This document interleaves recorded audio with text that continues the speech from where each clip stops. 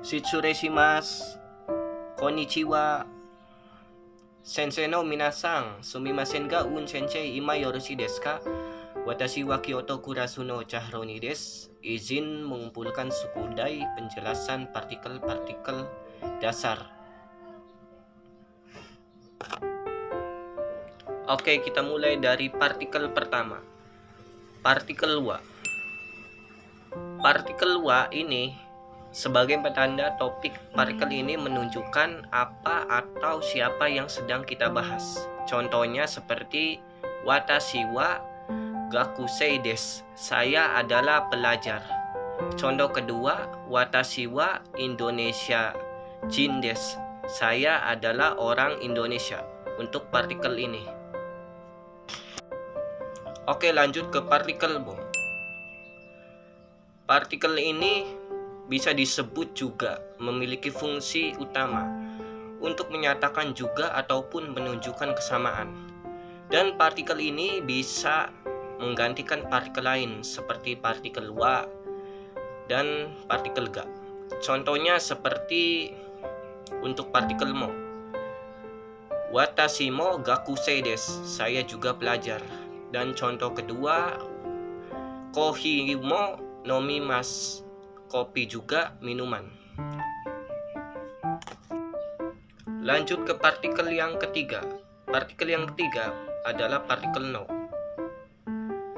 Partikel no fungsinya adalah penanda kepemilikan dan penjelas. Partikel ini penghubung antara dua kata benda. Contohnya untuk partikel no, Nihongo no sensei, guru bahasa Jepang. Watashi no hon desu, buku saya. Tomodachi no kuruma, mobil teman saya. Lanjut ke kata ka. Kata tanya. Fungsi kata tanya adalah membuat kalimat tanya. Cukup taruh di akhir kalimat dan kalimat berita jadi pertanyaan. Contohnya seperti oishi desu ka? Apakah ini enak? Dan kedua, contohnya seperti kore wa nan desu ka? Ini apa? Oke, sekarang lanjut ke partikel ni. Fungsi dari partikel ni sebagai penanda lokasi keberadaan dan juga tujuan atau waktu spesifik. Contoh dari partikel ni, uchi ni imasu, ada di rumah.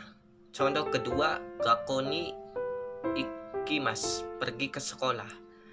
Dan untuk waktu, shichi ni okimasu, shichiji ni okimasu, bangun pada jam 7. Oke, lanjut ke partikel ke-6. Partikel ke-6 adalah partikel D. Fungsi dari partikel D sebagai penanda tempat terjadinya bisa disebut juga aksi, alat, atau sebab.